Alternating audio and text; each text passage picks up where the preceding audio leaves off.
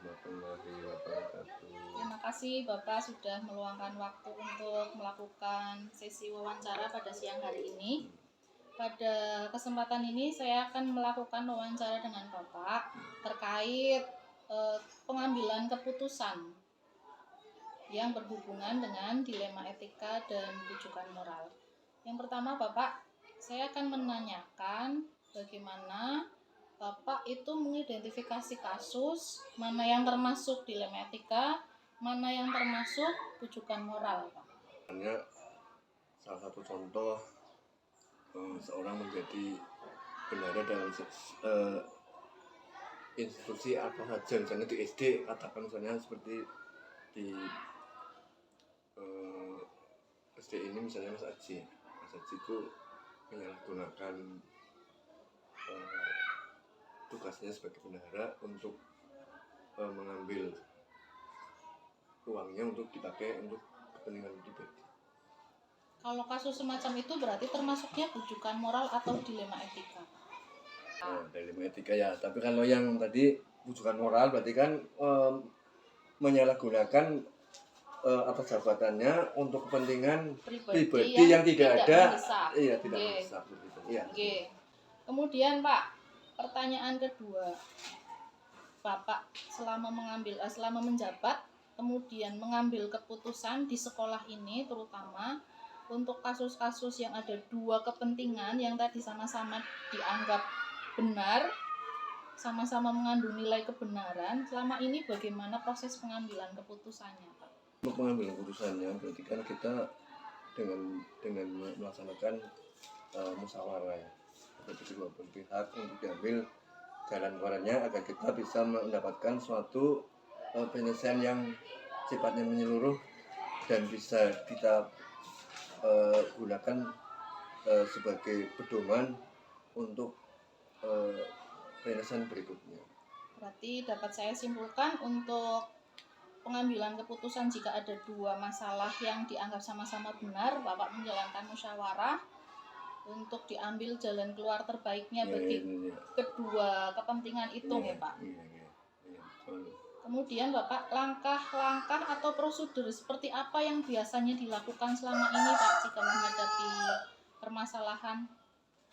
Bagaimana sebenarnya misalnya kan disinyalir ada indikasi untuk menyalahkan gunakan ya, pemenang, maka kita konfirmasi pada yang bersangkutan. Kemudian kita konfirmasi, kemudian kita cek kebenarannya iya apa tidak ya. Kalau iya berarti kita melangkah untuk mencari penyelesaiannya ya.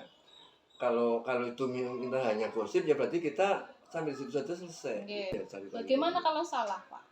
Ya salah berarti kan kita undang bersama ya, untuk duduk bersama ya, bagaimana cara penyelesaiannya untuk bisa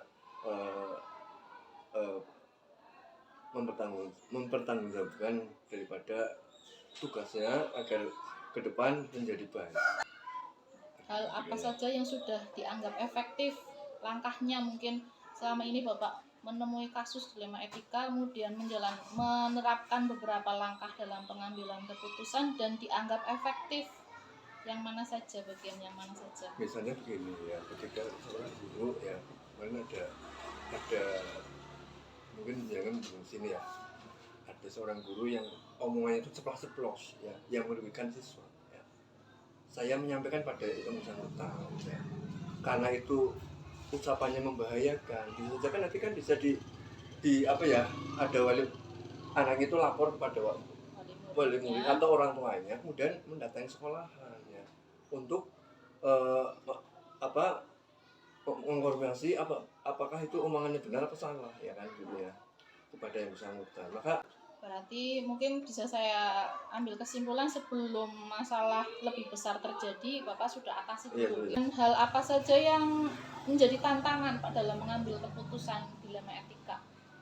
Tantangannya apa saja? Ya, tantangan jelas sini ada ya.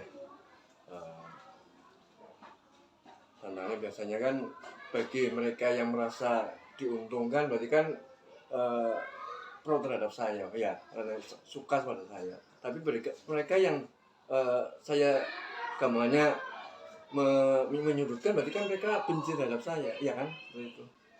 Tantangannya berarti menemui pihak yang pro dan kontra Ya, ya pro Pak. dan kontra. Apakah Bapak selama ini ketika mempunyai masalah ada jadwal tertentu atau penyelesaian kasusnya itu sudah direncanakan secara matang, misalnya ketika ada kasus muncul langsung selesaikan hari itu juga di tempat itu juga, atau Bapak memikirkan waktu lain, dipikirkan dulu dan memilih waktu lain untuk penyelesaiannya? Biasanya sudah, setelah begitu ada kasus ya, kemudian kita selesaikan, tidak menunggu waktu. Hari itu kita ngomong empat mata ya, kemudian kita selesaikan hari itu juga, dan kemudian hari sudah tidak ada masalah. Jadi tidak ada rencana-rencana yang hari lain. Adakah pengaruh dari seseorang atau faktor lain yang bisa mempermudah dalam pengambilan keputusan, Pak? Ya ada, ya jadi pengaruhnya ada. Dari ya. siapa Ya, yang menjadi pertimbangan Bapak dalam pengambilan keputusan? misalnya kita dengan teman ya kan, karena tadi teman sekerja jadi ya. Iya. Yang terakhir Bapak, dari semua yang sudah Bapak sampaikan tadi, mungkin Bapak dapat mengambil pembelajaran apa yang menjadi pengalaman Bapak dalam mengambil keputusan yang berkaitan dengan dilema etika. Mengambil keputusan yang berkaitan dengan dilema etika ya, jadi benar dan benar ya. Okay. Berarti kita sudah sebagai acuan untuk apabila terjadi kasus-kasus yang akan datang yang sifatnya sama, jadi bisa kita sebagai rujukan untuk menyelesaikan kasus tersebut. Ya. Baik, terima kasih atas waktunya Bapak. Kegiatan wawancara pada siang hari ini selesai. Saya sampaikan terima kasih dan Assalamualaikum warahmatullahi wabarakatuh. Waalaikumsalam warahmatullahi wabarakatuh.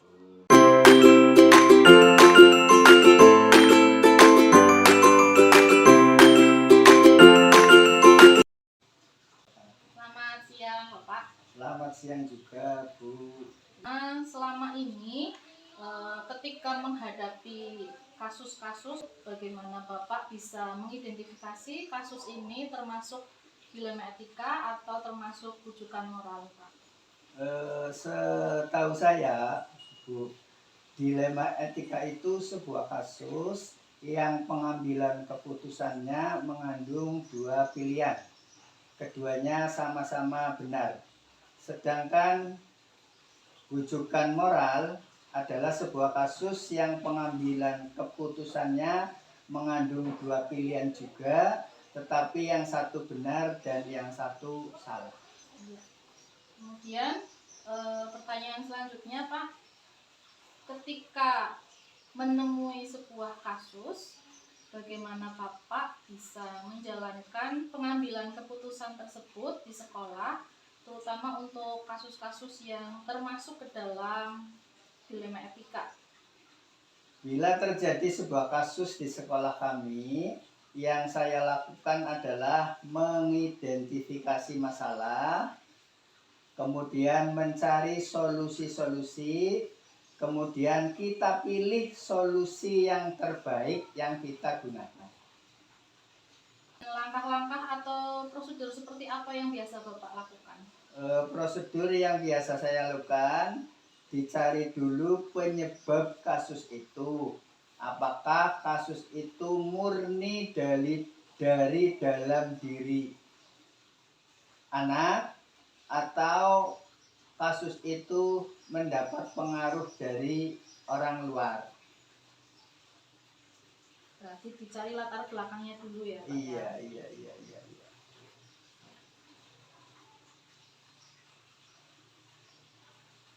Apakah ada faktor atau hal-hal apa dianggap efektif dalam pengambilan keputusan tersebut, Pak? Dicari dulu penyebab kasus itu. Kemudian setelah itu kita cari solusinya yang paling tepat dan normatif. Tantangan ketika menemui sebuah kasus, Pak? Untuk tantangan sebuah kasus, bila kasus itu berasal dari mantan murid sekolah kami, sebisa mungkin kami selesaikan secara kekeluargaan dulu di sekolah, bisa dari guru-guru dan si kasus itu, atau bisa memanggil orang tuanya, berdiskusi dengan guru.